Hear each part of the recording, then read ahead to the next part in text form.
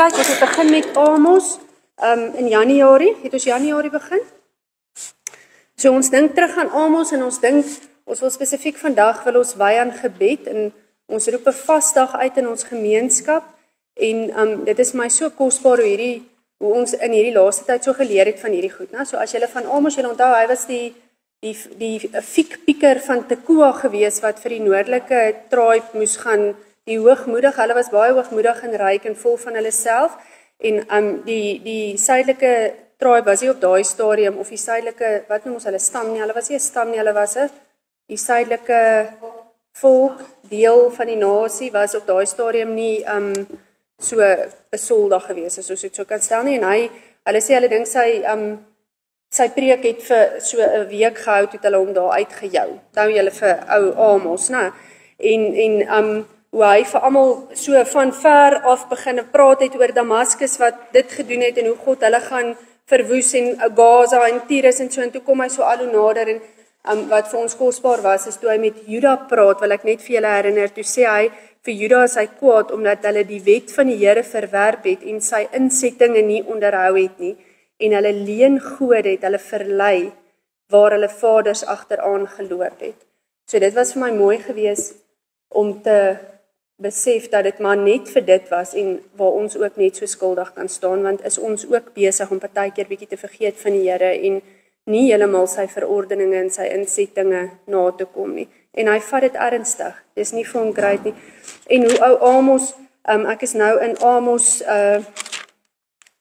7, hoe hy daar sê, ek het hierdie vir julle al vele kere gelees, maar dis vandag vir my week baie kosbaar, dan sien Amos wat gaan met die mense gebeur, dan sê hy, en toe hulle al die gewasse van die land afgeëet het, dis nou die springkane, sê ek, Here, Here, vergeef tog, hoe sal Jakob kan staande bly? En toe het die Here berou gekry oor die saak, en dit het nie gebeur nie. En dan in vers 6, in vers 5, toe die Here 4 gestuur, het Amos gesien, en toe sê hy weer, Here, Here, hou tog op, hoe sal Jakob staande bly, want hy is klein, en dan sê dit weer, en die Here het berou gekry, en dit was net vir my mooi om te besef, hoe ons kan intercede, en hoe die Here luister vir ons. Jy kan nou so 2 terugblaai, dan gaan jy na Hosea toe, 2 hoofstukke terug is Hosea. Julle sal onthou, Hosea het, God het vir Hosea gesê, hy moet met 'n hoervrou gaan trou, en hoe hy gehoorsaam was, en hoe sy vrou nou en dan weggeloop het, en dan weer 'n kind gehad het by iemand anders, en sis en so, en dit was 'n beeld gewees ook maar van hoe Israel die heeltyd hoereer teen die Here, en hoe hy bly vir hulle, en bly teruggaan na hulle toe, en hulle bly hom verneek met afgode, en sovoorts. Okay, so jy kan blaai na, blaai net so verby Amos 2 aan, dan kry jy vir Jona. En wat vir my baie interessant is van Jona, ons almal ken Jona se storie. God het vir Jona gevra om vir Ninive te gaan sê dat God hulle gaan destrooi binne 40 dae.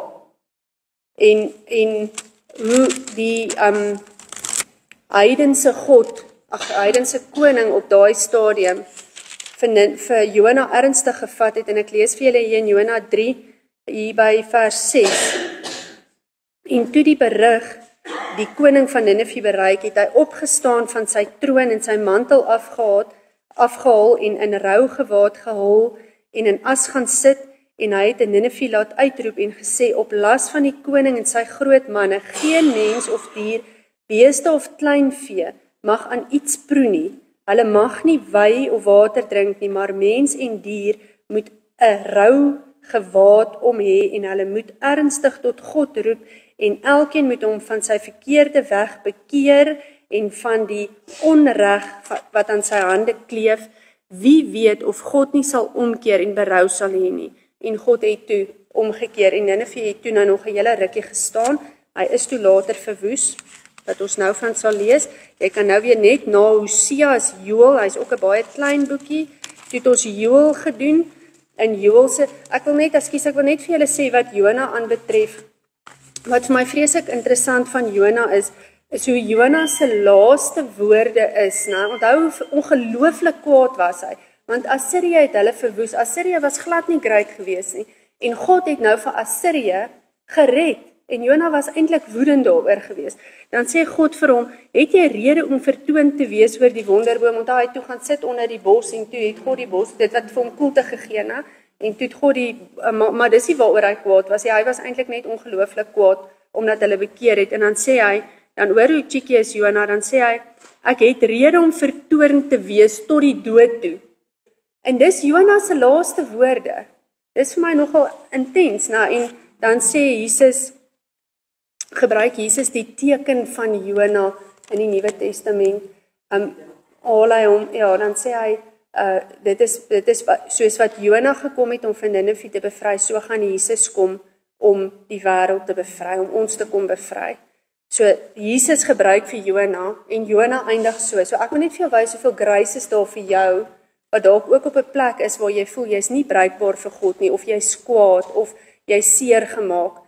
God het 'n plan met jou, en hy gaan jou gebruik vir sy koninkryk, en ja, daar's baie grace vir jou. Okay, ons is in Joel se tyd het dit nie so great gegaan nie, en daar was 'n skrikkelik verwoesting gewees, en dit is ook maar net God wat sy oordeel daar uitspreek oor hulle, en die vers wat ek vreeslik van hou om aan te haal uit Joel uit, is Joel 2 vers 25, waar hy sê, ek sal vergoed vir die jare wat die trekspringkaan en die voetganger en die kaalvreter en die afknyper verslind het.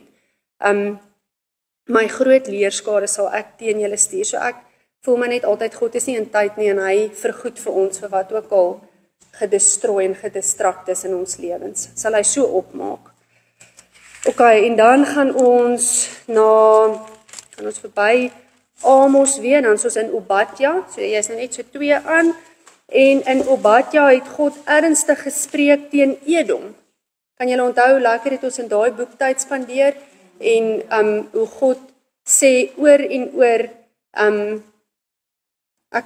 kyk, hy het mos net een hoofstuk, so kyk daar by vers 15, want die dag van die Here is naby oor al die nasies, soos jy gedoen het, sal aan jou gedoen word, jou daad sal op jou hoof neerkom. So God sien wat die ander ou doen, waar daar onregverdigheid is, of waar jy dink, ek kan nie dink dat hierdie ou bly wegkom met moord nie, maar God sien dit, en dit sal op sy hoof neerkom op die einde van die dag. Jy bly net in God staan. God was baie kwaad vir Edom, want Edom Esau was eintlik Jakob se boetie, sy tweelingboetie gewees, en hy was veronderstel om op te kom vir sy familie, en hy het nie.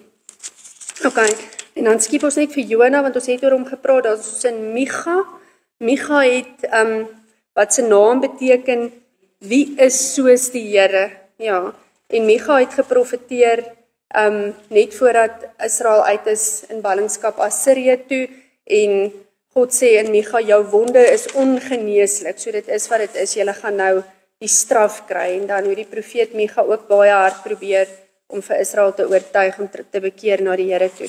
Ek dink dis hier waar ek vir julle wou sê, nee, maar omtrent in elke een van hierdie, dan sê hy mos elke keer net, al wat ek van julle wil hê, is keer net terug na my toe. Keer net terug na my toe. Dan is ons by Nahum wat ook groot oordeel, the day of the Lord, wat baie keer hier voorkom, nee, ek jok, Nahum was mos die sequel op Jona. Okay, so dit is toe Assirië toe nou verwoes is.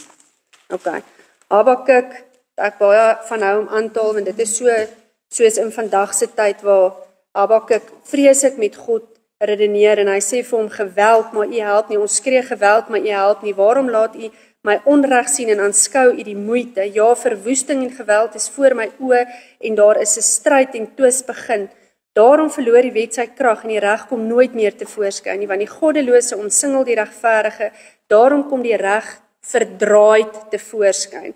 En dan hoe God sê, aanskou onder die nasies en merk op en staan verstom, want ek gaan iets in julle daar doen, wat julle nie sal glo nie, vertel die Here.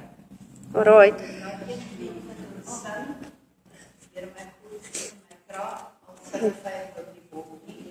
Dis Habakuk. Ja. Okay, en dan Safanja. Safanja is die ene wat oor the day of the Lord, wat die Here ook nou maar net bly vertel, Safanja ook profeteer en die mense net so wat en smeek, draai terug na die Here toe. Want die Here gaan oordeel en die Here se oordeel is waaragtig. Gaan ons oor na Agai toe, en Agai se tyd, toe die Israeliete die Juda kant van die volk terug in Jerusalem, 'n klompie van hulle het mos teruggegaan. Hulle het die fondasie gegooi, maar hulle het nooit die tempel gebou nie, en Agai vertel vir ons van prioriteite. Kry jou prioriteite reg. Julle het baie gesaai, maar min ingebring. Julle het geëet, dan vers 6, maar nie tot versadiging nie. Julle het gedrink, maar nie genoeg gekry nie. Julle het julle geklee, maar julle het nie warm geword nie. En die wat hom verloon verhuur om dit in 'n stikkende beers te steek.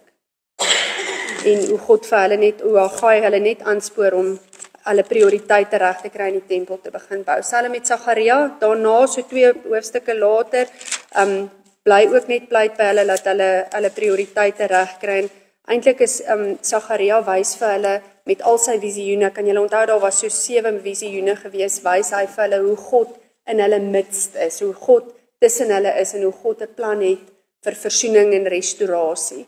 En dit was in daai selfde tyd wat Esra en Nehemia ook 'n rol gespeel het waar hulle toe die tempel herbou het. Hulle het toe die tempel in elk geval oor die volgende 4 jaar tussen Safanja en Agai het hulle die tempel, Zerubabel, die tempel herbou in so 4 jaar se tyd, en toe 'n klompie jare later het Nehemia en Esra hulle die muur om die tempel kom bou en ook al die ordes en die goedjies terug ingestel.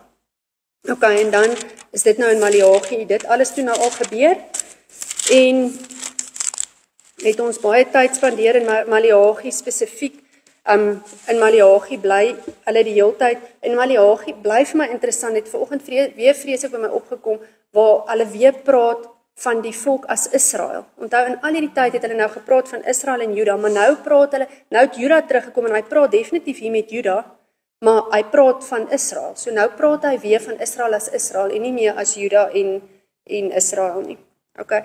En hoe Maleagi, hoe hulle dan die hele tyd vir God arrogant vra, maar laat ek vir julle 'n paar van die vrae aan herinner.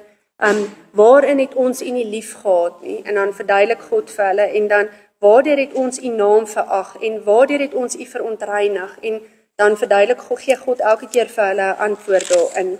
En ons het so ook gekyk na die 10des laasweek, as julle kan onthou, en dan soos nou in Maleagi 4. Maleagi 4 is 'n kort stukkie, so ek lees vir julle, want kyk, die dag kom, en dit brand soos 'n oond. Nou julle sal onthou, ons het in Maleagi 3, as jy net 'n bladsy terugkyk, het hy gepraat van die smelters en die reinigers van silwer. God self, nou gaan die ouens oordeel, en hy gaan alle onsuiverhede uitkry. Alright. Dan sal al die versmelters en almal wat goddeloosheid bedrywe 'n stoppel wees. Almal gaan vernietig word, dit gaan nie meer daar wees nie. En die dag wat kom, sal hulle aan die brand steek. Daai dag, daai einddag gaan hulle aan die brand steek, sê die Here van die leerskare, sodat hulle geen wortel of tak sal oorlaat nie. So daar kan nie meer daai wat die heeltyd vir Israel mislei en verlei en om die bos gelei het, dit gaan wortel en tak uitgeroei wees, dit sal nie meer daar wees nie, daai sonde gaan weg wees.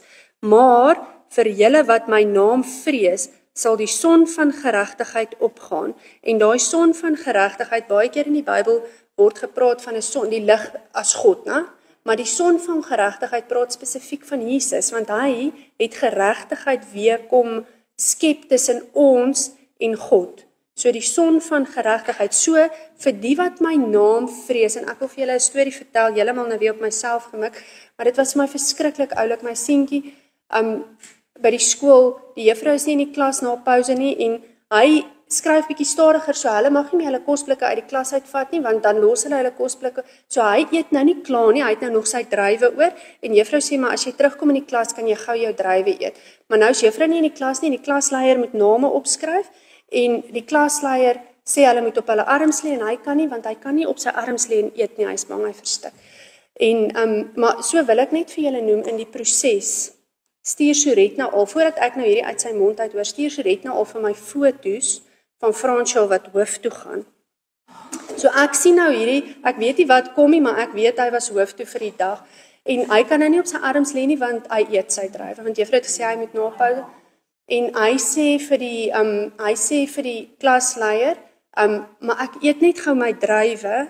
Ek is bang ek verstik as ek lê. En so gaan dit nou aan en daar's nog 2 kinders wat soos wat hy dit stel, die klasleier backchat en juffrou kom in en PJ steek sy hand op, hy sê die 2 kinders het hom gebackchat, maar hy noem nie François se naam nie, want François het nou legit rede gehad, en anyway dink ek hulle is chommies, maar anyway nou, François steek sy hand op, juffrou, ek het ook vir PJ gebackchat, ek is jammer, nee, kom François, jy moet saam hoof toe gaan, nou sê, baie ontstel, want hy sê, hy het dan dadelik jammer gesê, maar nou dink ek, nou sê ek van François, maar jy het nie jou naam genoem nie, hoekom steek jy jou hand op? Weet julle wat sê hy vir my? Hy sê vir my, ek gaan nie vir dit hel toe nie. Nou dink ek aan myself, nou pla dit my vir 'n goeie 3 dae, nou dink ek myself, is dit die message wat ek oorkry, as jy lieg gaan jy hel toe, dit is nie, maar nou dink ek, hierdie kom vanoggend so by my mooi op, want weet julle wat, daai kind het die vrees van die Here, en mag ons almal die vrees van die Here hê. Hoor wat sê hy, maar vir julle wat my naam vrees, sal die son van geregtigheid opgaan, en daar sal genesing onder sy vleuels wees. Kan julle dink aan Psalm 91, en julle sal uittrek, en huppel soos kalvers uit die stal. So as jy nou in die stal is, en jy het 'n juk om jou nek dalk, of jy's vas in 'n hokkie, dink aan daai bondage, dink as die Here kom, toe Jesus gekom het, toe is ons vrygemaak van ons bondage, so het sy bloed gevloei, sodat ons kan vry wees, die wat my naam vrees, vers 3, en julle sal die goddelose vertrap, want hulle sal so stof wees onder julle voetsole op die dag, wat ek skep, sê die Here van die leerskare. Dink aan die wet van Moses, my knegt, wat ek hom beveel het op Horeb, vir die hele Israel, insettinge en verordeninge.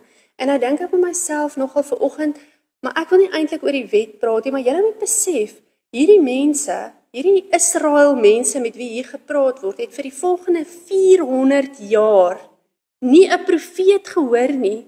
So hy sê vir hulle hier, ek het hierdie goed vir julle gegee, dink daaraan, as julle nie nou weer 'n profeet hoor nie. So ek dink ons moet dit sien as hy sê, ons moet die wette nakom nie.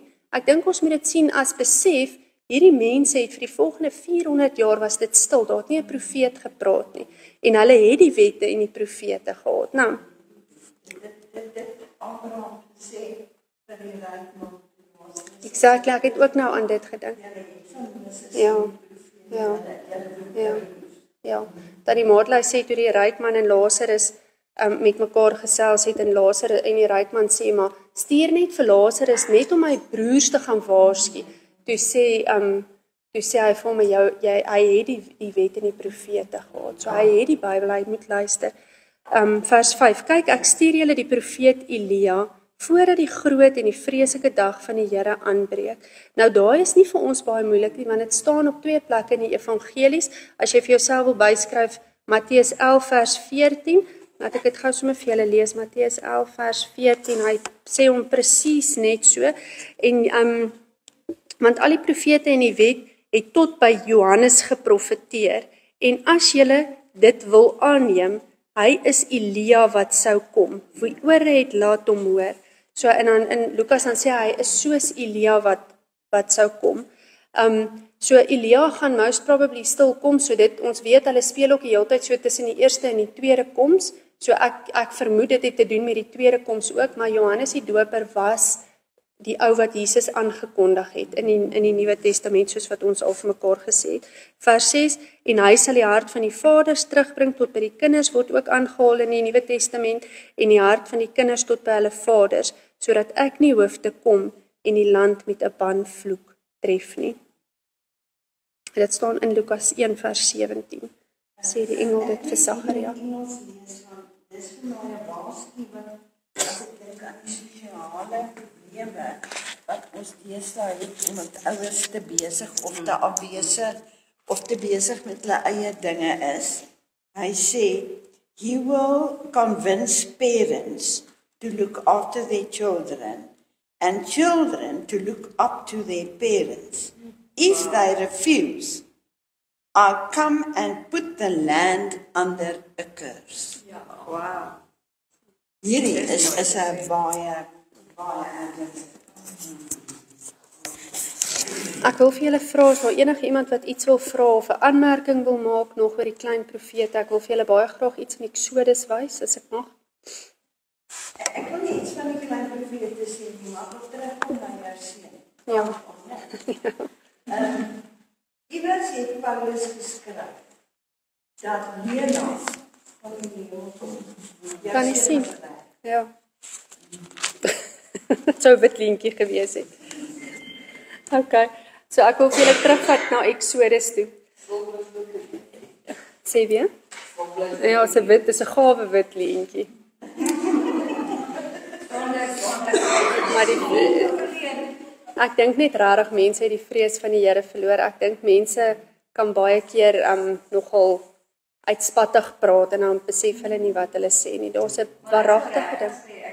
Ons generasie, ons grootgeword het, regtig die vrees van die Here. Want ons grootouers het agter ons gekyk en hulle was Ja, hulle was baie wetties, né? Ja. Ja. Okay. So in die lig van vandag se Bybelstudie en die dat ons gaan saam nagmaal gebruik en dat ons bietjie wil intree vir al die gebedsversoeke en almal wat siek is in die gemeenskap en so aan, het ek dit goed gedink om net gou vir julle te vat na Eksodus 7 toe waar die hele storie begin het van die nagmaal. Okay, so julle sal onthou dat die Israeliete, ek hoef nie vir julle terug te vat na in the beginning met Adam en Eva nie. Julle is met my, né? So ons trek nou by Moses. Ons trek nou hier op ons lyn waar Moses gebore is en julle sal onthou die Israeliete, die 12 kinders van Jakob. Jakob se naam het verander na Israel toe, is toe almal Egipte toe as gevolg van Josef wat verkoop is. Julle is met my op daai storie, né? En Moses is toe gebore en afgesien daarvan dat God al die seentjies wou uitgewis het die farao toe self eintlik vir Moses groot gemaak. En God het toe vir Moses gevra om die volk uit Egipte uit te red. En hy het hom gestuur en hy het vir hom Aaron gegee om hom te help praat. Okay. En toe het God oor die volgende ruk het hy die 10 plaae gestuur. Hoekom het God die 10 plaae gestuur? Hoekom het hy nie net laat die volk gaan nie? God is tog magtig, hy kan dit doen. As 10 van die gode van Egipte het hy bewys, het dit geen krag in sy. Maar ook omdat God, hy sê hierso,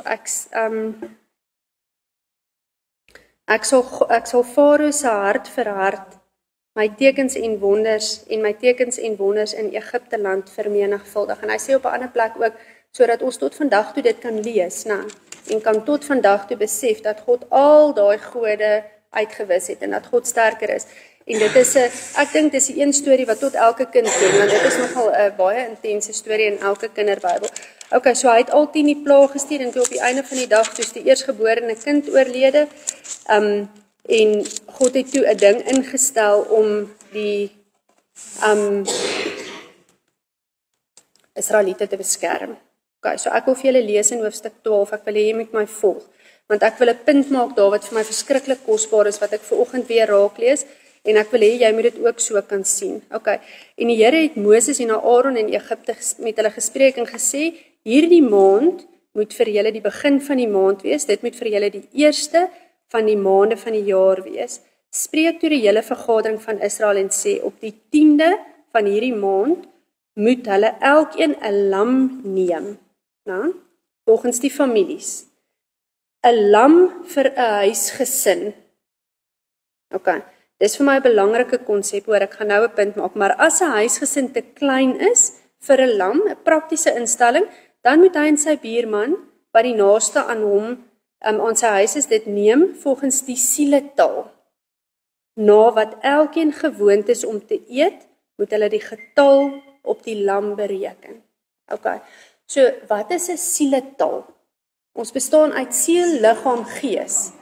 So elke een in die huis. Nou ek wil by jou weet, het 'n baba 'n siel? Is die babas getel? Okay. So die Pasga was ook vir babas, is ek reg? Okay. Dan in vers 5, julle moet 'n lam hê sonder gebrek, 'n jaar oue rammetjie, van die skape of van die bokke kan julle dit neem en julle moet dit in beweging hou in bewaring hou tot die 14de dag van daardie maand en die hele vergadering van die gemeente van Israel moet dit slag teen die aand. Okay. En hulle moet van die bloed neem en dit stryk aan die 2 deurposte. Ons almal ken hierdie storie, maar ek wil hom net vir julle mooi lees, né? En aan die bodrempel en aan die huise waarin hulle dit eet, en hulle moet die vleis in dieselfde nag eet, oor 'n vuur gebraai. Sien julle, ek het altyd gedog God is so lief vir ons omdat ons boer. Dis omdat ons braai, né? Saam met die ongesuurde brode moet hulle dit met bitterkrye eet. Julle moet daarvan nie eet as dit rou is nie en as dit in water gekook is nie, maar oor 'n vuur gebraai, die kop en die potjies saam met die binnegoed. Julle mag daar ook niks van laat oorbly tot die môre nie, maar wat daarvan oorbly, moet julle met die vuur brand. Okay. Nou wil ek julle vertel hoe dit gewerk in daardie tyd. Hierdie is nou geskiedenis. Goed. So jy het by elke ou het by sy huis se ingang het hy so en ek gaan nie dit vir julle lees nie, ek gaan dit vir julle vertel, maar dit staan in die skrif ook op 'n plek of twee. Het daar so 'n wasbakkie gewees waar hulle 'n diertjie geoffer het wanneer iemand kom kuier. En uit daai wasbakkie uit was daar 'n vloeisel in 'n voetjie in jou deur. Okay. So wanneer iemand vir jou kom kuier het jy sê nou maar dis familie of naby mense wat gereeld kom, dan het jy dalk 'n duifie geslag, maar daar moes bloed gevloei het oor die drempel. So wanneer 'n kuiergas oor jou drempel trap, dan kom hy in jou huis en onder jou beskerming, en dit is waar wanneer Lot die engele by hom ingevat het en die mense gekom het wat wou gehad het dat Lot die mense uitstuur na hom toe, die engele uitstuur na hom toe wat hulle gesien het as mense.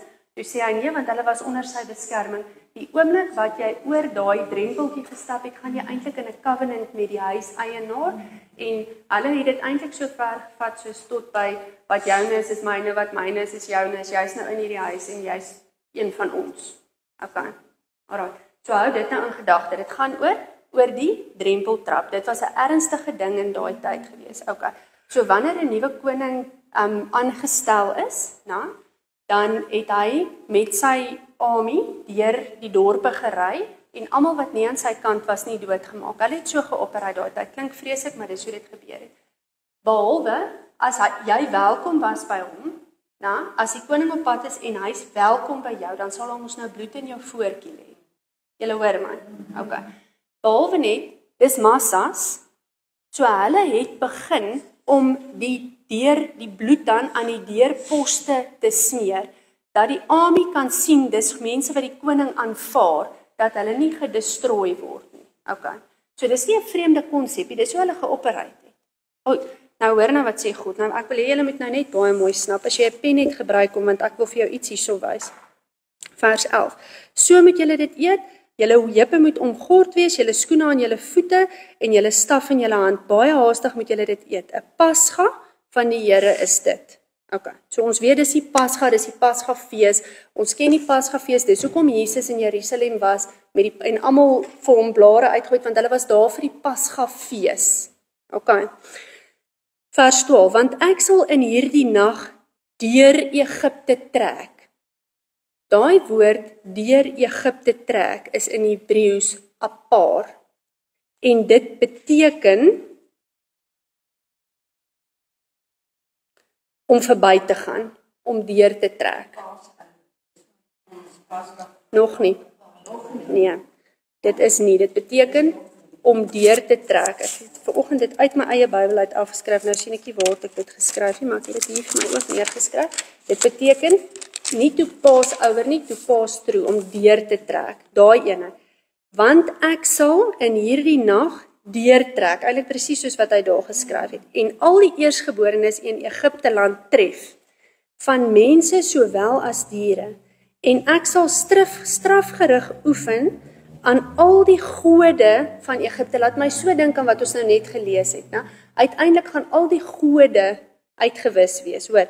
En ek sal strafgerig doen aan al die gode van Egipte.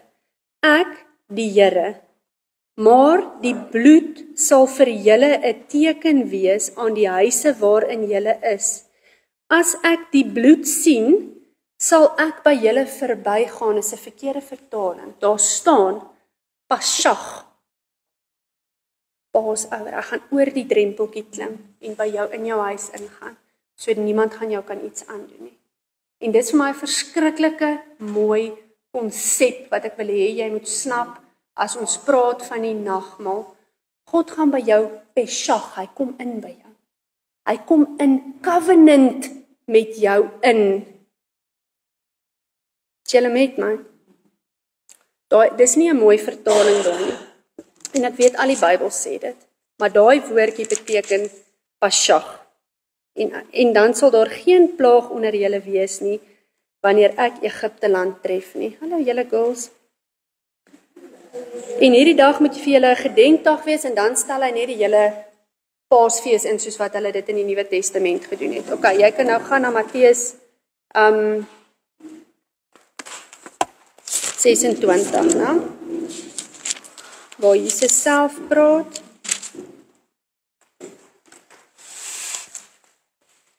En terwyl hulle eet, neem Jesus die brood en nadat hy gedank het, breek hy dit en gee dit aan hulle en sê vir hulle, julle moet onthou nou, hulle het nou hier, vier hulle die Pasga. Okay. Matteus 26. Ag, Matteus 26 vers 26 nog.